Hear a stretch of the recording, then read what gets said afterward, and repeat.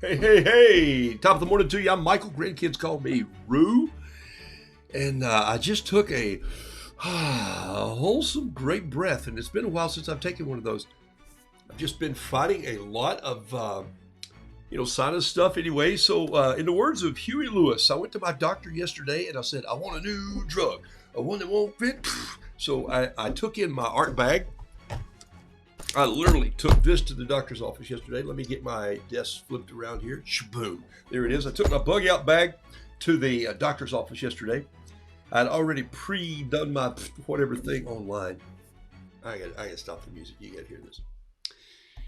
All right. You know what it's like. Good morning to you. We'll say good morning in just a minute. But I went, you know what it's like when you make a doctor's appointment and then they start texting you back. You made this appointment. I go, I know. I just hung up like 1 second ago. It's like you made this appointment. If there's any reason you need to change this appointment, I go like, I was on hold for 30 minutes to make this appointment. Why would I want to change it 1 second after? And so it's just all the fun stuff that I go through. I'm on my rant today, Denise.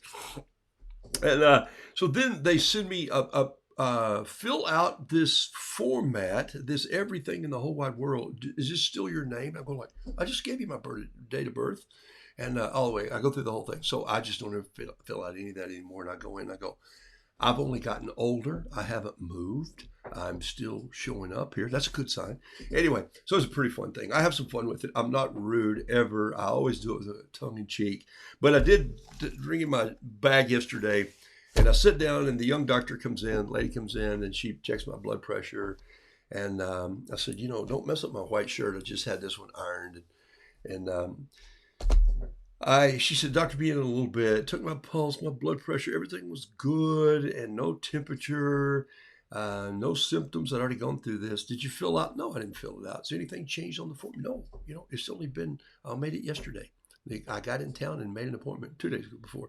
Anyway, so I sat down and I just started doodling. And when the young doctor came in, he remembered me from the last time. He's a PA that works there quite often. And he said, I figured you'd be in here doodling. And I go, you know me. Never get bored when you're an artist. Even when you think like an artist, you don't get bored. In fact, you think, I'm not going to get bored today because I got everything I need here. So the reason I brought all that up is because I got a new drug.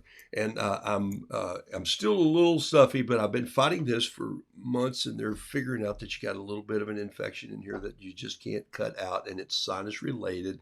And I've done everything there is except tie a knot in my neck to keep it going to my chest. That's what my brother always told me to do. And I'm always late in getting that knot tied in my neck. So There's some great counsel for you if you want to do that. I am blessed that you're on the show today. We're going to paint some today. I'm going to answer some questions, that is, if you ask them. And I'm going to tell you a couple things that I've learned about how I change and what I call the summer slug it out with art. It's June 17.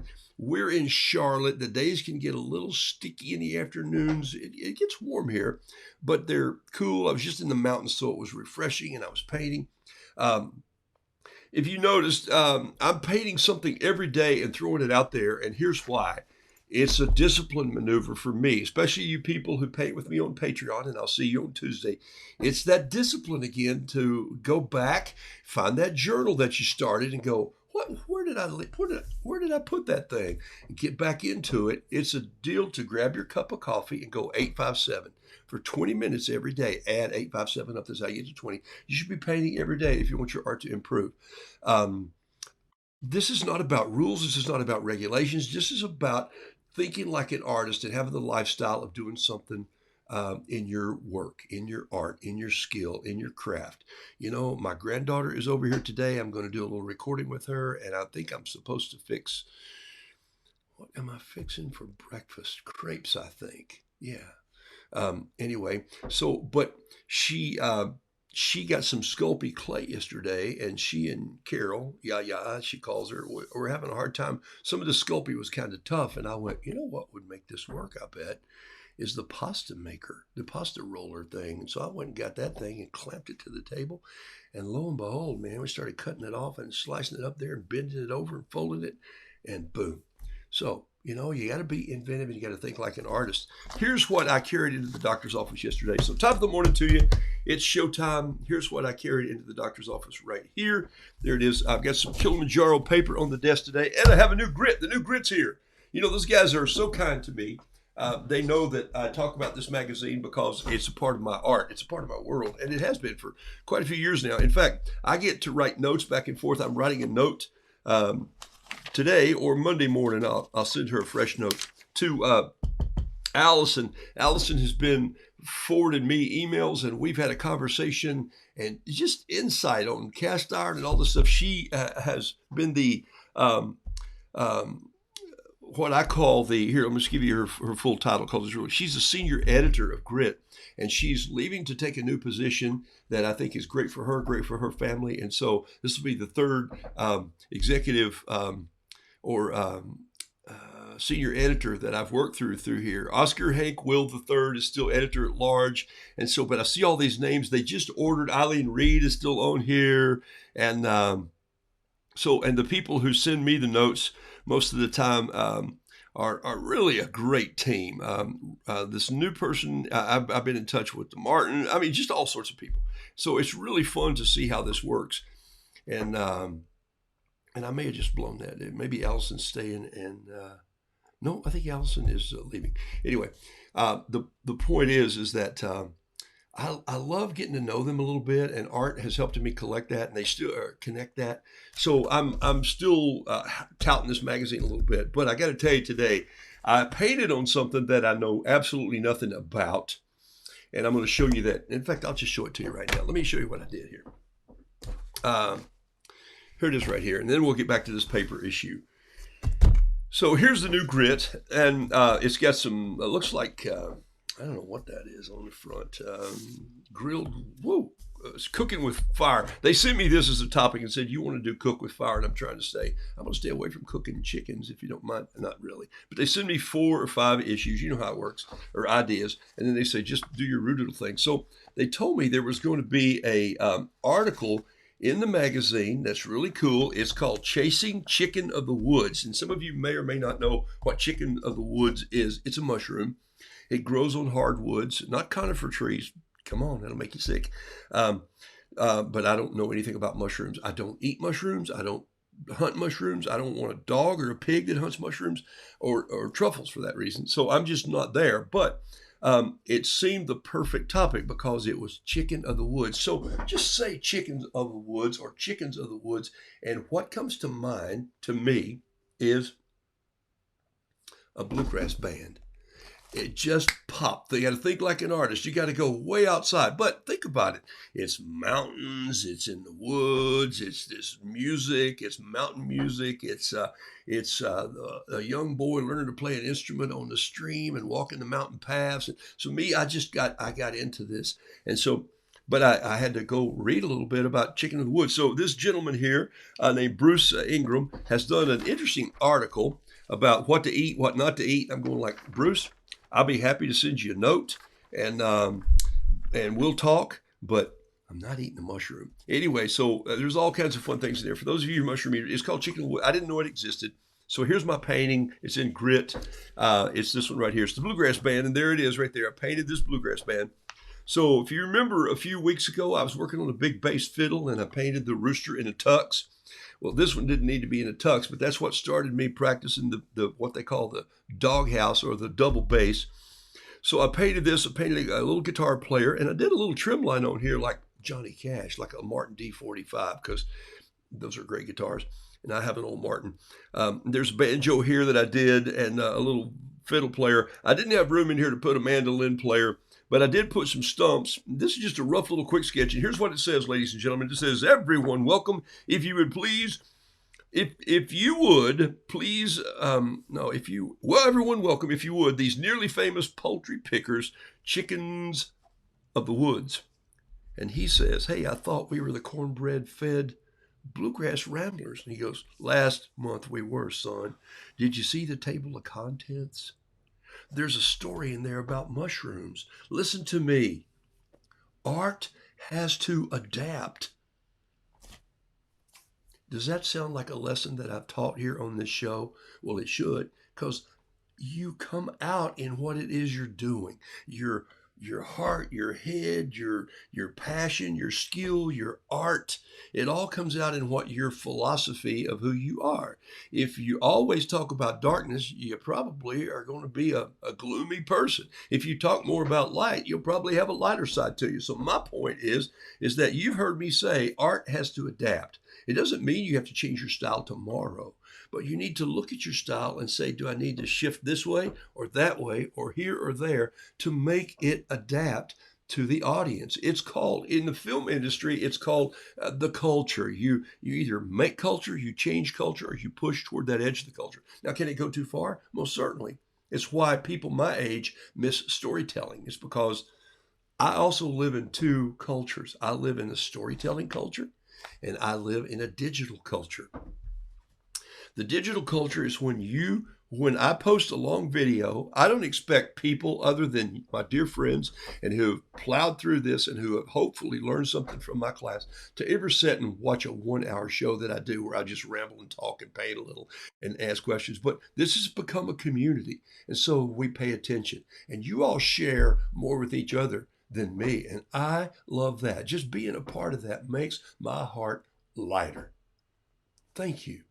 I know that you reach out, you find people across the country, you send notes, you send books, you send ideas. It's mind-boggling. I know, I see some of that. It crosses my day. I get it. It's beautiful, beautiful.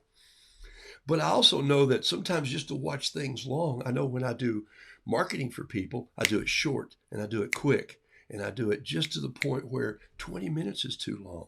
5 minutes is too long. And so I'll just put out a little short thing. Sometimes it'll be 30 seconds and it'll get a lot more views than my page. But that's just like hanging your calling card on somebody's door. No, it's not. It's better than that. Here's why.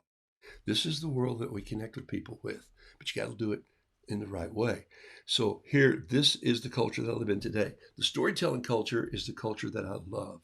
And it's after with a community, it's a storytelling culture, or it's a culture you can still get into.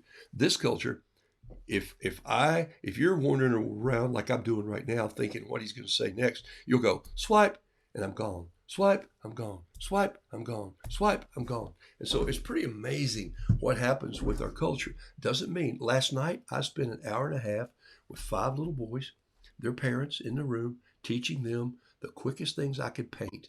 And we bought art. Carol and I bought art supplies for them to go on their summer trip out west. And they're loaded it up in the camper. I set them down at their kitchen bar, put out water, different brushes. I took them everything they needed.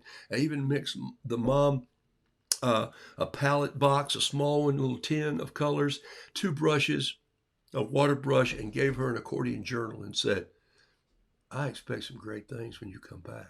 I showed him how to draw the Rocky Mountains, just with the lines in the front, and like I do those landscape paintings, like you saw me do Tennessee a few weeks ago.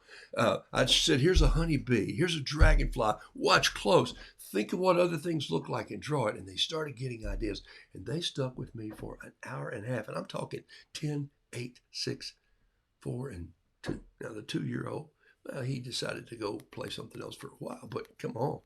I mean, but my point is that you have to adapt your art. So that's the whole thing here. And he says, hit it, Maybell, rotten oak stump in the key of G. And so that's the new grit. It's out. That's how it got to be what it is. And that's what I get to do for those guys. It's kind of fun. Here's when I went to the doctor. I talk a lot about paper on this show. You know my favorite. Any of you could write me a note today and say your favorite is probably a mountain in, Kilimanjaro. The price is a little higher than if you run down to the big box store and you buy some Strathmore or some Canson or something like that. But I'll just tell you, it's a higher quality paper. It's a better mix. It's 100% rag cotton. It adapts to colors really well. It holds colors really well. My paintings stay bright for many years because of that paper. I just love it. This paper I've not been a fan of for a long time, but there's been a reason for that. I like the quality of the paper.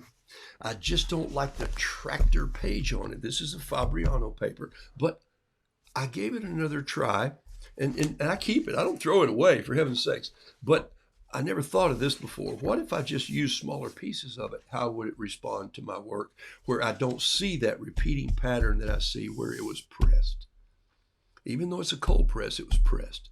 Sometimes I like rougher papers that just have been softly fitted and they have rag cotton in them. They just seem to have more of an abstract background of that roughness. So look what I bought yesterday or 2 days ago. I happened to be zipping through Asheville. There's a cheap Joe's there. My truck pulls in and I bought this. Look at it. It's a 12. It's a little 12 of 64, same paper, but look at this. I don't see this repeat here. And when I'm doing a little image right here, it doesn't bother my eye. Weird as it is, I like the paper. I just don't like when the colors, sometimes when I do them real light and a lot of that fumato, that mushrooming. It's the only time that I like mushrooms is when the watercolor is mushrooming over each other. So for me, this is kind of where I have gone. I'm going to paint something on this for you right now. And I think it's going to be fun to see what it... how you won't notice it on the camera, so don't even think you're going to. It's not going to happen. You won't see it, but I see it from where I sit, and it really does affect kind of how. And I had a little thing laid out here that I was going to show you because I'm going to honor a friend today by painting a painting that he showed me how to do.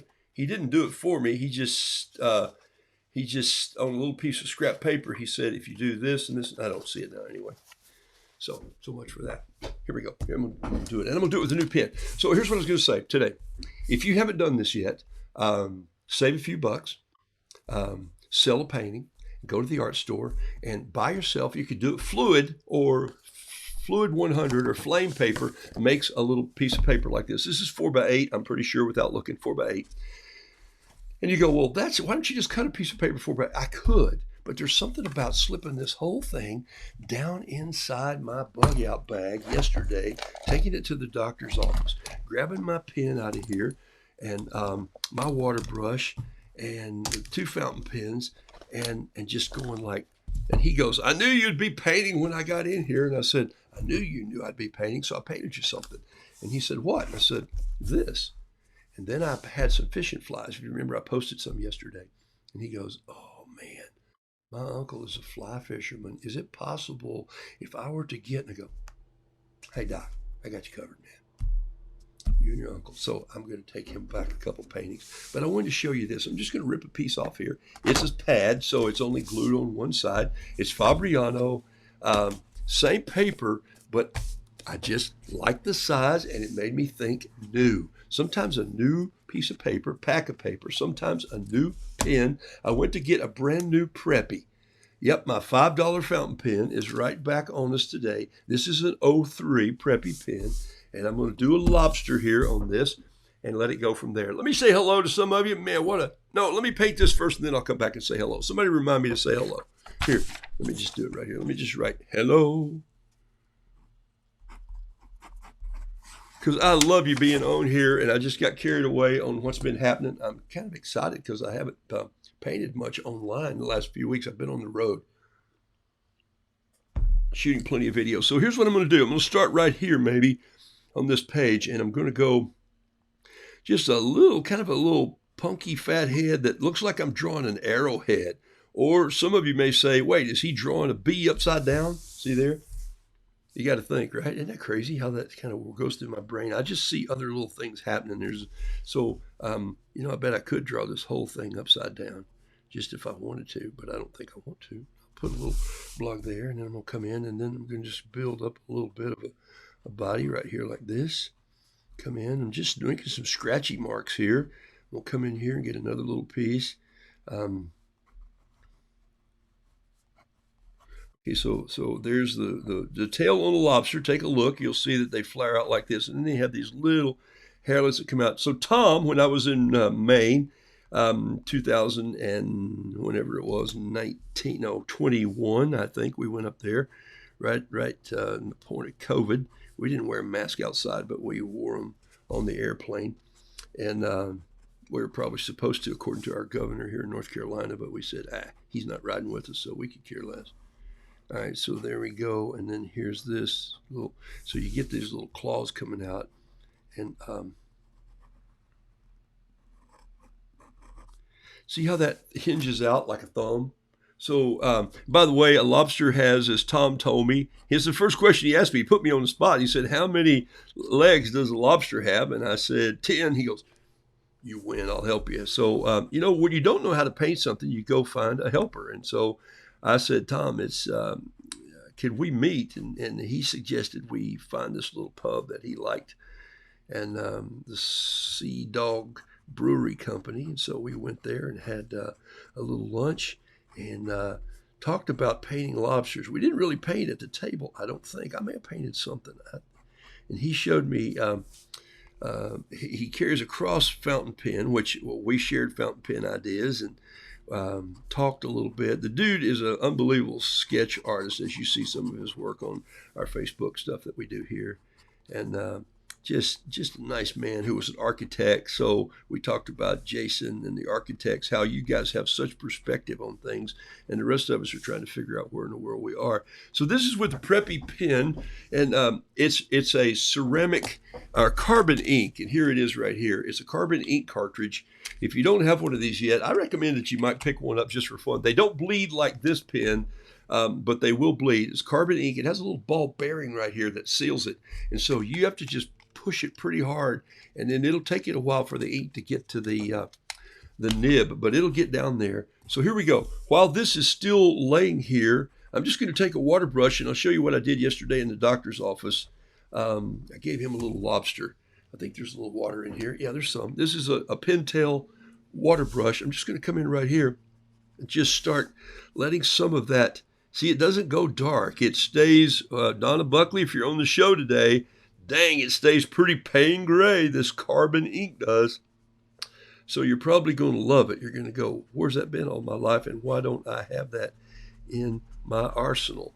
My point is this: a different size piece of paper, a different pen sometimes will help you through this summer slug out that you get where you just go, I don't want to go up in my studio or down in my studio, or I don't want to clear the table off. And by the way, if you haven't found a place to paint yet that you can leave a little messy, please try to do that this year. Your art will change. If you're still painting on the dining room table, find a closet and put a shelf in it where you open the door and that's your studio. So you can close it and go, what's behind that door? And you go, it's my studio. You open it up and you go, there's everything. The light comes on, put a nice light in there, and just paint there.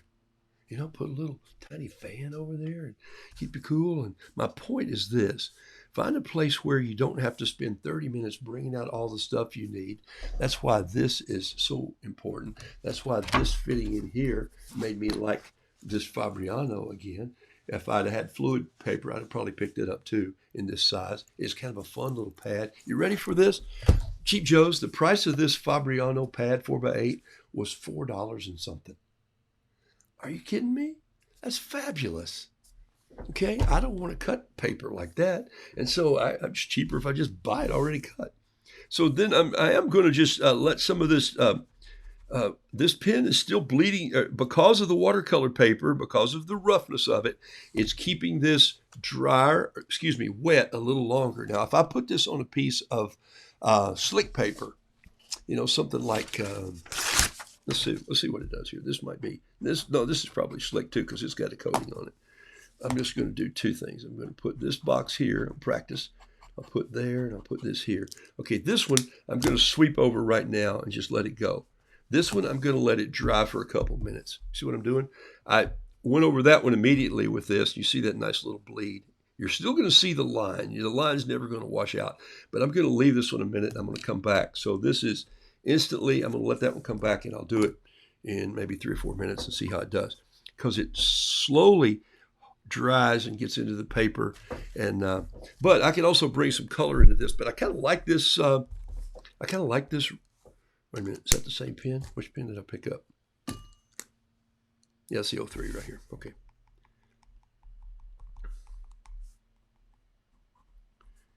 So now I'm just going back in, and on top of this damp paper, I'm bringing in some darker color, and you'll really see the darkness now of that carbon kind of coming in here. And so you kind of come in here and put that up and down. And so this experimenting on small paper, new brush, new pen, new pad. The only thing that I can reckon that to is that if, let's say you're a seamstress and you bought, back in the day, if you bought one of those little Brother portable sewing machines, or if you went and you got one of the best sewing machines you could. I can't remember the name of it right now, but my wife had this sewing machine. It does everything but just cut the fabric for you.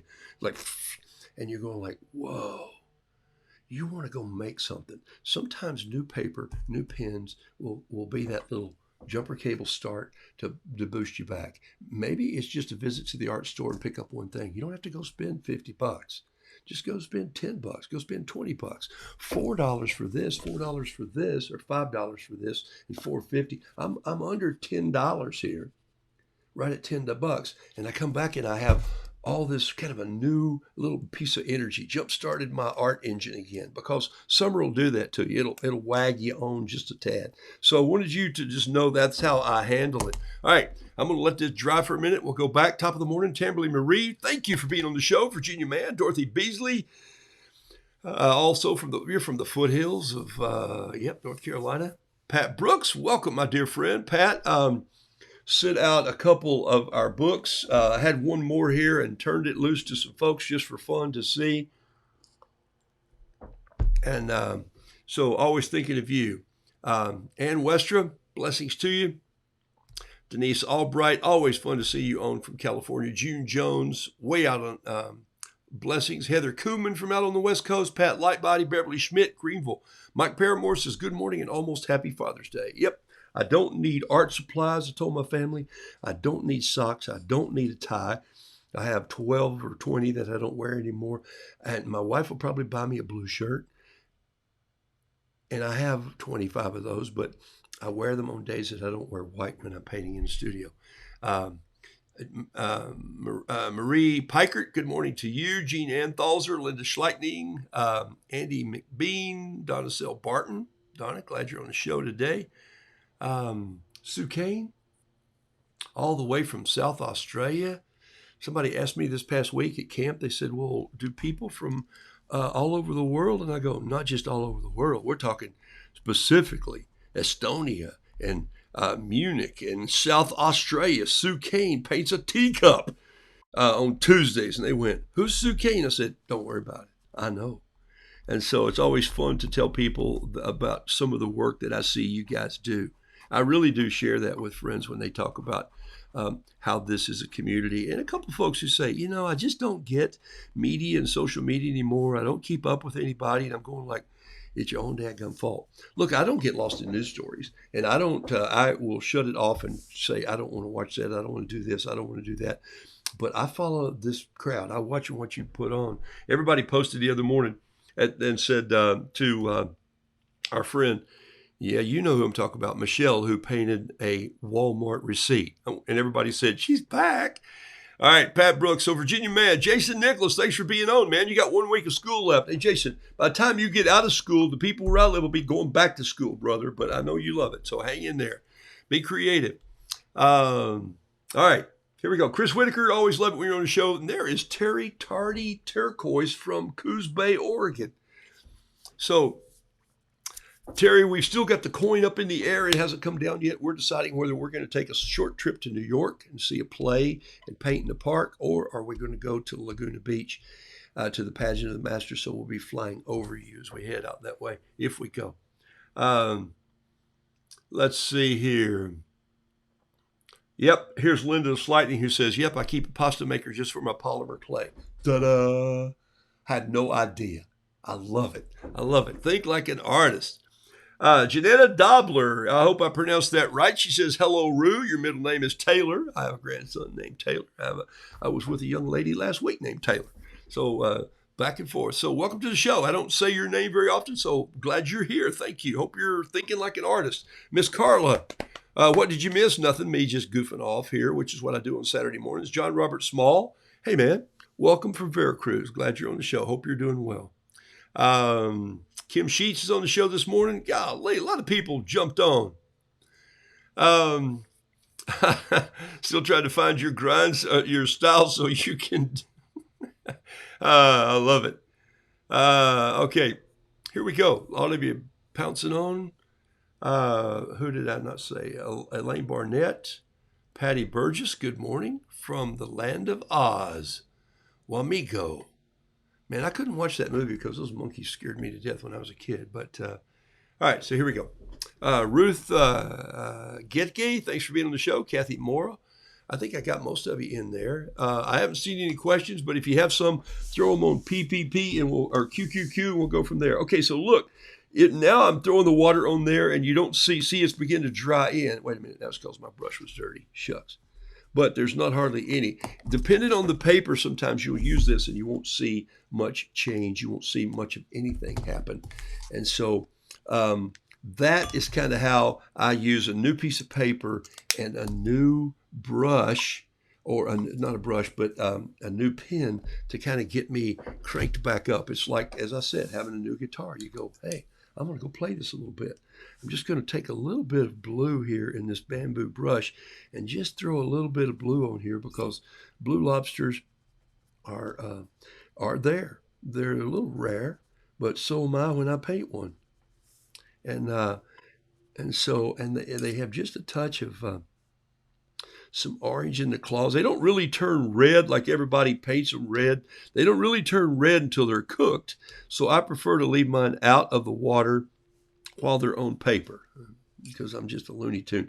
I do like a little bit of this gold green in here sometimes because those guys have been laid on the bottom. You know, we eat them, but let me just tell you, man, they are bottom feeders. Okay, did I say that out loud?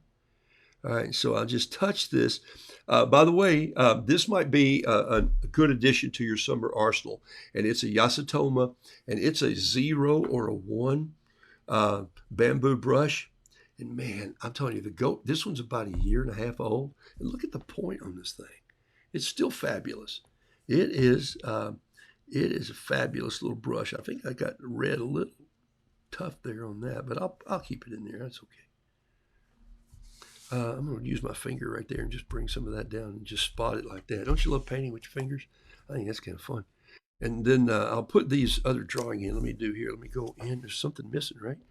Go into here and come down. Go back on this side right here and come down and just let it kind of wander around until it thins out. And there's okay. And then these have little brace lines in them. I think God made them that way for strength. These feelers can be out front, they can be out here, but you know why I have to paint mine down here, right? Because if I painted out front, I'd have to have a longer piece of paper. I think like an artist. Okay. All right, so there's a little bit of that. Just a touch of maybe some little bit of red up in these antennae here, these little feelers that come out. Touch of more blue right on this side right here. Now I'm trying to get into the mushroom world that we started with this morning, and I'm just putting a little color on color and watching it just fumato in, watching it mushroom in, and take a little, maybe even a little yellow, and come back here on this fin, just a touch of, or maybe a little touch of, I mix this color up in my palette for yellow orange or red orange to get a little color for my rooster legs. That's kind of how that is. The rooster and the lobster to me are brothers anyway. They both got 2 O's in their name. All right. I like coming in here with a little hinge color, just like I do on my shrimp sometime. And so I wind up doing that lobster. Watch this. I'm going to take this pen. This pen doesn't do well writing over color. This is the Preppy pen. It's Preppy, and it's called the Platinum Preppy fountain pen. It's a Japan-made pen. They'll last about, I'll tell you what you'll do. You'll drop it and break the cap before the nib will come out, and you'll be frustrated with that. This is a weak part, the cap. Look, it's $4.99. If you get a year out of the pen at $4.99, you've killed it, okay? Use their cartridges only.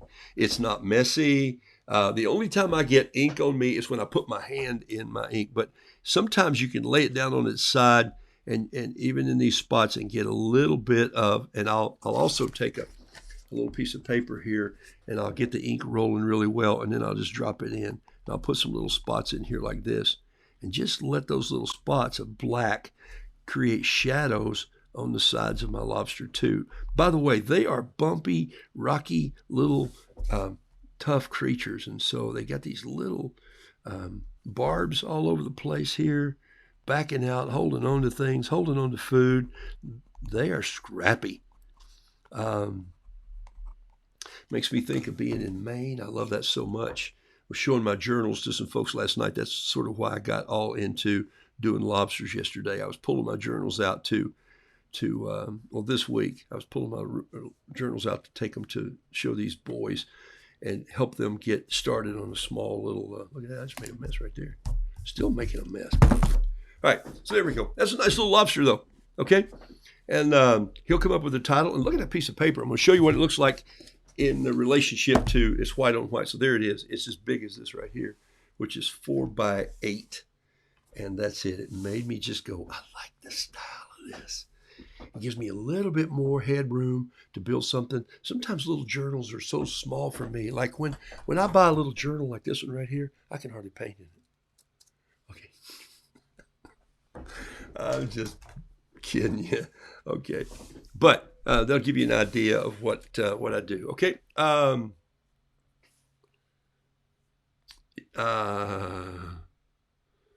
Heather, watch roof, farm chores, paint plein air, perfect Saturday. Whoa, Heather Fobert. Is it Fobert? I love that. That's a great thing. Thank you very much for being on the show. Farm chores, I don't know what they are, but get the animals to just do the chores today.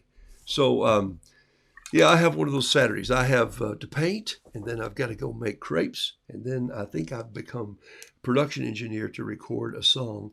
So I'll change my studio around and bring out all the recording gear to record a song for my granddaughter. She's doing that. Question: any tips on mailing artwork safely and cost effective? Kim Sheets. Yes, I can do that. Let me help you on that. First of all, if you're mailing framed artwork, no. There's no way to do it cheaply, and there's no way. So what you just have to do is the people who buy your piece of artwork are going to have to pay a big tab.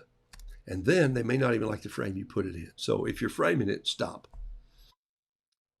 I just said I'm never going to start. People say, hey, could you put this in a frame so it's finished to hang on the wall? And I go, no.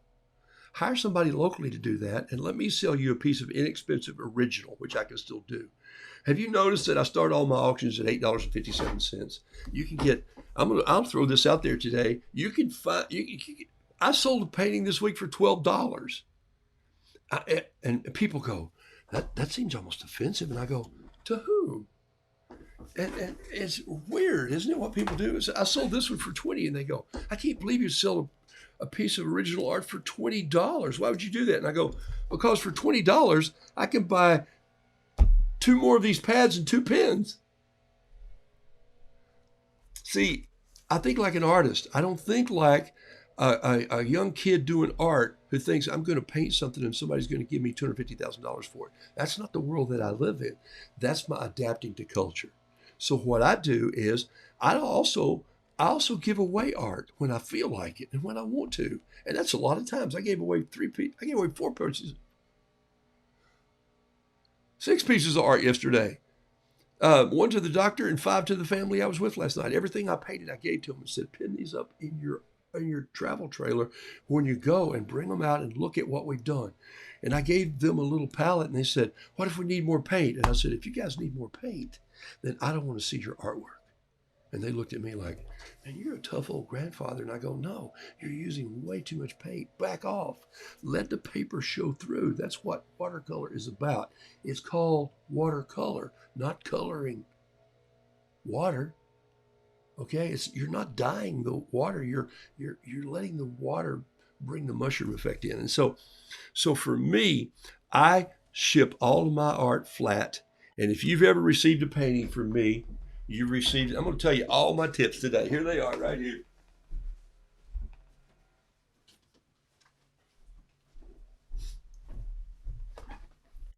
These are document mailers.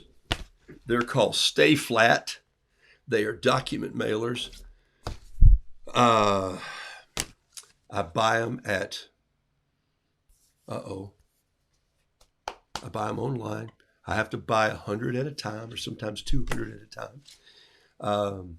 9 by 12, 9 by 7. I have a preset weight I know exactly what this weighs when I put a 9 by 12 sheet in here, or 2 or 3 9 by 12 sheets, even 6 9 by 12 sheets. I mailed this out yesterday with 6 paintings in it, 1.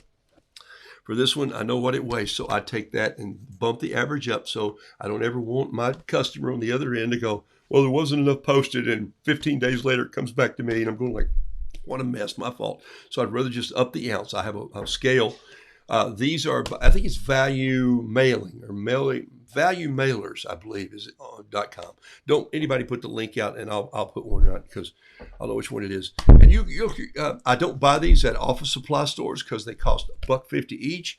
So if you buy them online, you're going to get them a lot cheaper. So maybe if you're not doing 100 paintings in a year, then find 2 or 3 friends that need some of these and split the box. You're probably going to get these for about 50 cents each, 55, 60 cents, maybe a little less if you buy them in bulk. So this is what I mail in. And then this slides right down in here. I print a label for this, and I hit it 4 times. Do not bend, do not bend, do not bend. And I went and I bought an $8 do not bend stamp. I tried stealing one from the post office, but no, I didn't. I'm just being facetious when I say that. I put do not bend twice on the back, 4 times, 6 times, sometimes just once on the back. And if you really feel like this one will fit in your mailbox, but if it's 9 by 12 and you think your postman's going to mail it, there are 2 things that I do. Here they are. 1, I go to the post office with one of them that's bent over double, and I'll say, can you guys help me with this? And I stand in line and I do it boldly, and I do it in my stance. I'm 6'5", I weigh 240 pounds. I'm not a small person. I got a blockhead and a square chin and long hair, and I walk in confident, and I'll stand there and wait my turn. And I'll say, does anybody see anything wrong with this? So now I've got attention. I go, look, it's marked 6 times, do not bend, and your postman bent it and put it in the mailbox. This is original art. I painted it, and I'm sad that it can't be delivered because I'm paying the amount of postage to get it delivered without you bending it. So somebody down the chain, who do I contact today? Do I contact your manager or your manager's managers, or what do I do? And so that affects them a little bit. They make a note, hey, when you pick up that guy's mail, and you know what? I've had 1 piece of mail bent in the time that I've been painting on this show, and everybody knows who it was. Yep, you sent her notes, remember? We sent her 2 paintings. The first one was delivered wrongly. The second one was bent in half, and I don't know if the postman was mad at me or what, but we pounded them all with notes, and they've sent me a note and said, we're sorry, we'll do better. And I was nice about it. So my point is that if you feel like it's going to get bent, up your ounceage, and then slide another hard board in there, like a piece of cardboard, another like a piece that comes in a men's shirt or on the back of a an art pad like this. And the postman's going to have a hard time bending it, and he's going to go, oh, the reason that's in there, they don't want it to bend. But then make sure you mark it. If you don't mark it, they'll fold it and put it in there. Okay, the Grit magazine comes in a soft pack. Sometimes they just roll it up, but you'd have to fold it and crease it to do that. So that's my thing, and that should go for about $4.04 to $4.95, depending on where you're going to send it in the country. I don't charge postage right now, nor do I charge you for anybody for my envelopes and my stamps and all that. Just simply, it's just part of the art cost. So you never see shipping on mine. Not true if I do a second painting or if I'm sending out to a corporate business who wants all their stuff. Yesterday I sent out to a business and I just paid for it. So a better envelope will help you. And you have your Payne's Gray Rooster coming. And Donna Buckley, after I've said all of that, I certainly hope that they don't fold it over. I love it. Okay, so there's that finished lobster at $9.44. I should paint a rooster on this too, just to see, so you can see how it is. Anyway, I hope that helps a little bit. Just ideas from me that you sort of say, wow. So I did grit for you. I made a little note here this morning. I just want, if you're in a place where you've been taking a Patreon class with me, or you've taken a class and you're learning some things this summer, here's something else that will help get you out of the rut. And it's from Dr. Jim Poole, who is my fast brain associate. He's the brains behind the thing. He's the fast brain. Oh, no, he's probably the brain. I'm the fast brain behind it, but as in ADD, ADHD. He told me a long time ago when I did a video on this, if you do this right here, and I'm just going to show you on a piece of paper here. I'm going to write it on the back of something. If I had something to write on the back of. Here, I'll write on the back of the Gardener's Cottage note. I was at the Gardener's Cottage house this week. And I'm going to write it in something bold that you can see it. Here we go.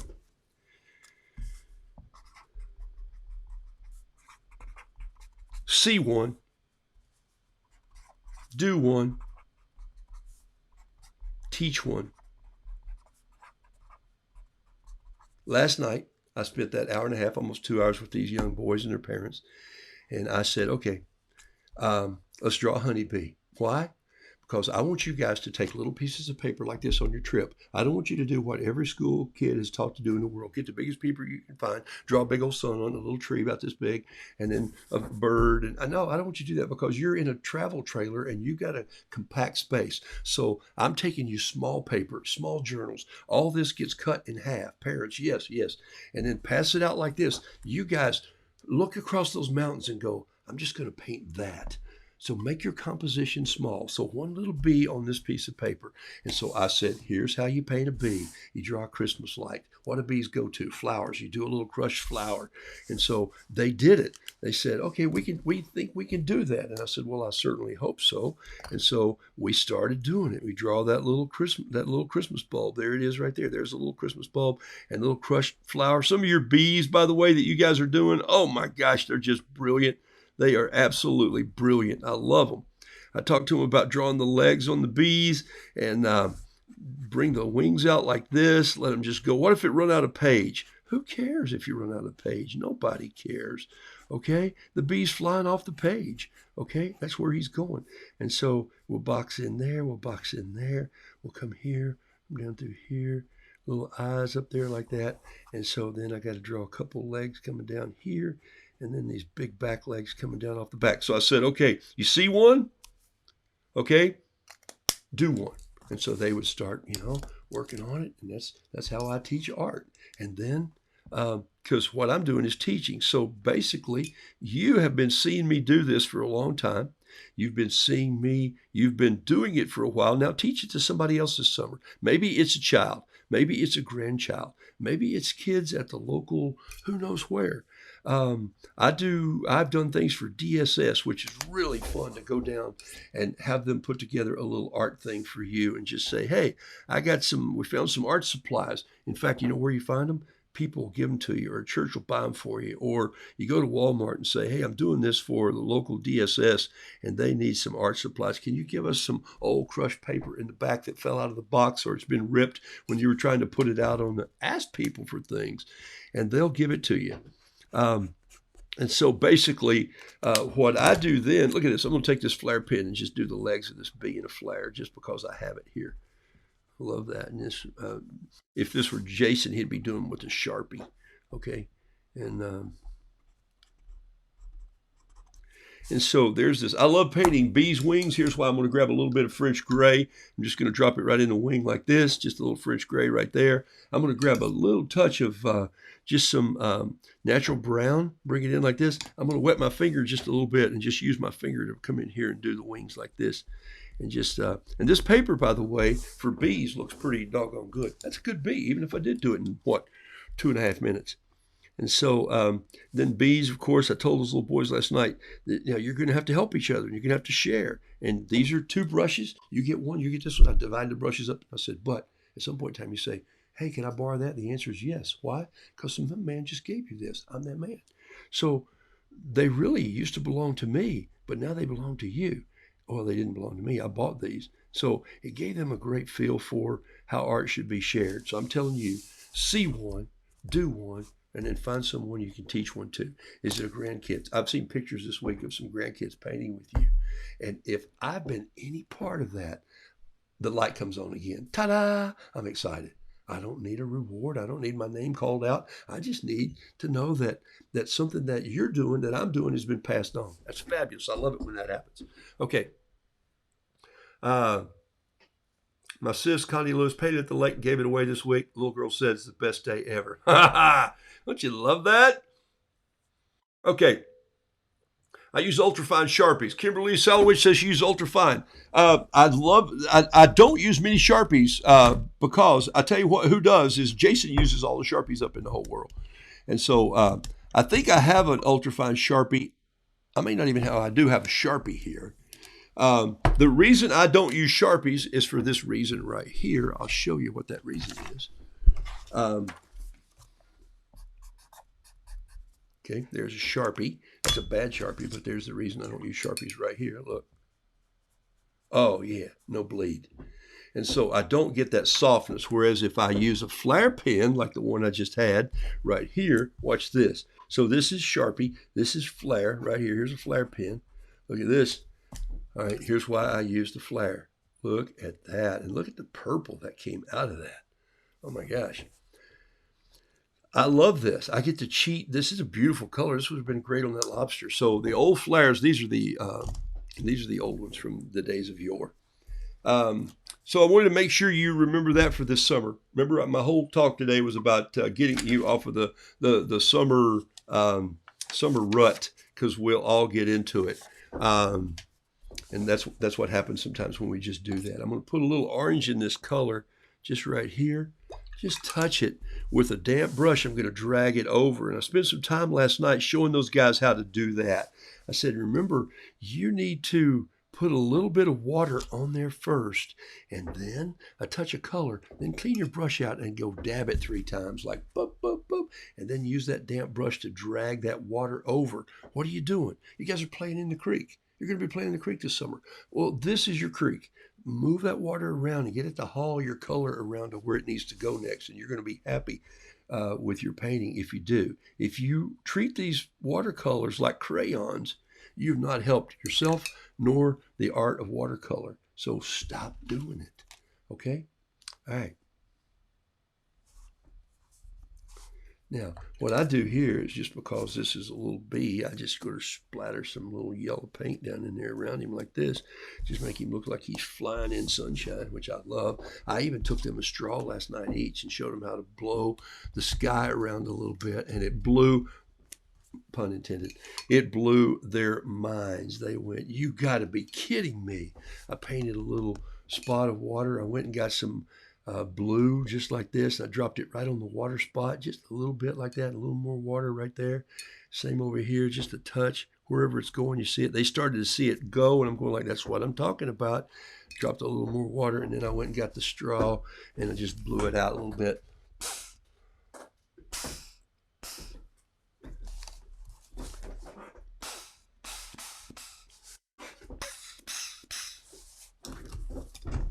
This will be bee number 900.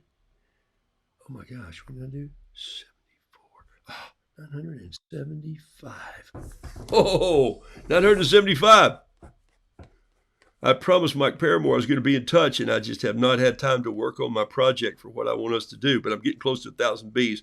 I was going to ask him to do something at 1,000 bees with me, and we still might. So that might be a good late summer project to have them out for fall. The goal being, I think what we're going to do is maybe try and create a little bee, some honey, and a bee that go out together for the first, from 1,000 to 1,100 bees, maybe in a little jar with a bee on the bottle. We'll talk about it, okay? That's just my idea that I've been launching to him. He's a beekeeper that paints watercolor, good watercolor too, I might add. So, all right, so there's my little bee for the day. A little brown wouldn't hurt right here if I took some of that and just put it right in here. Maybe a little of this brown right here has a little more of a punch to it. Yeah, and just a touch of orange right up there on the head, just because he's been in the pollen. And a little pollen here on the legs, and that's going to just about wrap it up. That's a fun little bee. Why did I paint him like that? I just feel like he's flying sideways, and half the time I'm flying sideways. So Roodoodles. I put M23. That's not the month. That's Michael 23, and then let's go.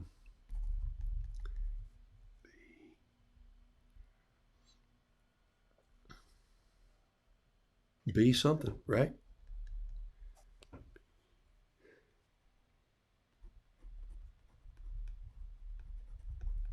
Be a light.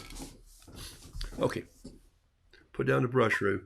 We're going to have a big celebration, B1000. I love it. All right. Hey, I am going to teach a beginner class, I think, again later this summer, and I'm just going to do it right here on Facebook. And it'll be an easy sign-on probably later in the summer. And I think I'm going to do a 2-day or a 1-day deal that's just like, boom. I may come on one crazy day maybe it's a Saturday, maybe it's something, I don't know. But I think I'm just going to do one of those days where I say, we're going to do 2 hours in the morning, we're going to do an hour after lunch, and then we're going to come back after you've done some work and wrap it up with another 2 hours. So it's probably a 5-hour deal in one day. So that you just go, wow, I had 2 hours to think what he's doing. I practiced some. Maybe you can actually send some snapshots through and I can look at some of it. So I'm going to try to do a day like that. So that's something I'm planning on. And I think the price is going to be something like literally 20 or 25 bucks. And we'll just let people sign up and say, I'm in, and we'll take it to a page. Take it to one of my private pages, and then we'll just do a fun day like that, okay? All right, so that's coming. So here's my lobster. He's all dried out, and here's my bee. I'm going to pull this up like this, and be careful because it's still a little damp, and there you go. So new piece of paper, a new pen. It's an old pen to me, but this one's brand new, and there's something about it that to put the ink in the first time and dirty the nib with that ink and then paint, I was pretty excited. And so I painted these two this morning. There they are right there. I'll turn those loose on a little bit of an auction. This is bee number 75, and this lobster is going to be titled something in the next 2 minutes, and I think it's going to be titled this. Let me sign it first.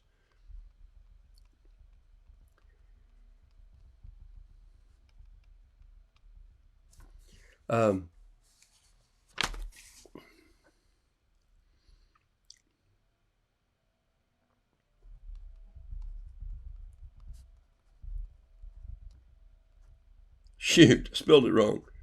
I was thinking I was spelling Roo again, so there it is. So you get this one really cheap. Just kidding. All right, let it roll. I almost did rooster again. There's too many O's in my life, so I always put too many O's. I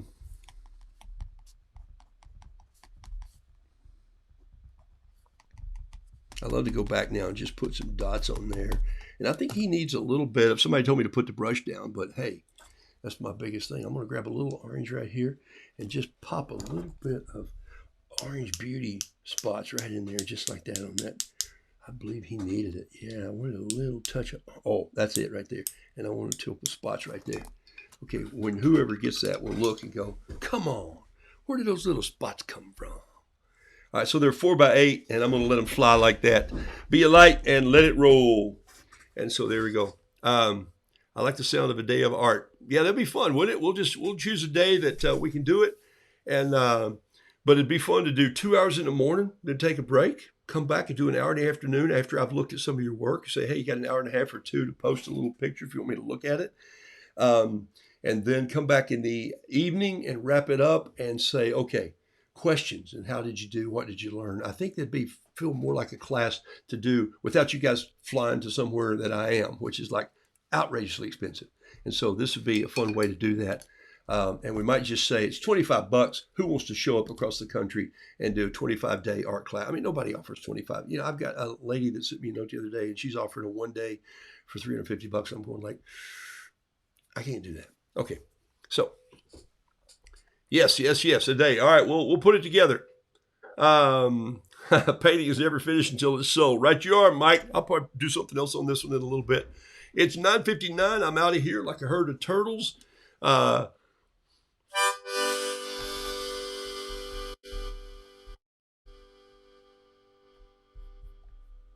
Wait, I'm checking my questions here just to see if there's anything.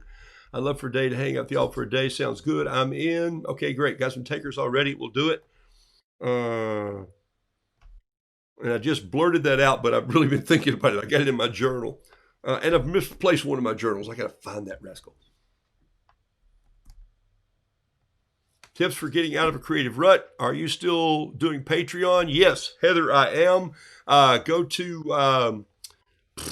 Go to my website, roodoodles.com, and there's some information on Patreon. Yes, I'm still doing Patreon. Tuesday mornings at 8:57, every Tuesday morning, I do a 25-minute paint. It's called Good News Roo, and I'm painting through the New Testament. I'm painting through the book of John with I think there's about 108 people signed up on YouTube. It's a free page. We read a story, I tell a story, and then I just paint something that reminds me of that. That's just where I live spiritually. That's my thing. Thanks for sharing it. That's not publicly out on Facebook, but it is publicly on YouTube. Then at every other Tuesday, and I will do it this coming Tuesday, we do a 1-hour class at 9:37 that's called Think Like an Artist. And there's quite a few on that come in. And these are where I push you guys and kind of hammer on you a little bit more and show you things that I'm learning too. So that's been very helpful to me. What's the name of your pen this morning? It's a Preppy pen, Preppy. Think of Preppy shirts, okay? No, Preppy, Preppy. It's a Preppy fountain pen. It's made in Japan. And if you just look it up in art stores, I got mine at, Cheap Joe's, okay? And I also bought the ink that goes with them, and I had it here. It's called carbon ink. If you ever look at Tom's sketches, he uses carbon ink. You know, he doesn't do a lot of bleeding, and then he's been doing more, and he's been loving it a little bit because I've been following his sketches. But this is Tom in Maine. But the thing about it is this pen has a fitting to fit in this ink cartridge. They're not expensive pens. I still use my Kakuno pen, which is this one, Kakuno. This is made by Pilot. I still use this pen, probably the number one pen I sketch with.